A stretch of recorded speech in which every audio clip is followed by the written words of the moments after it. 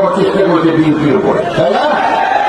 কিন্তু দেখা গেল তদন্ত করে তারাই বলছে যে ভর্তি হল ভাঙার পিছনে আওয়ামী লীগ।